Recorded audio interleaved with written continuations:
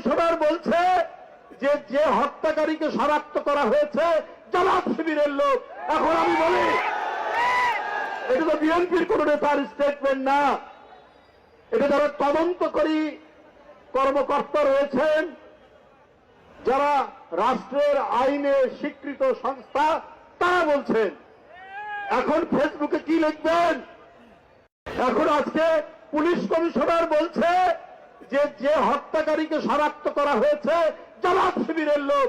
এখন আমি বলি, এটা তো বিএনপির কোন নেতার স্টেটমেন্ট না, এটা যারা তদন্তকারী কর্মকর্তা রয়েছেন, যারা রাষ্ট্রের আইনে স্বীকৃত সংস্থা, তারা বলছেন। এখন ফেসবুকে কি লিখবেন?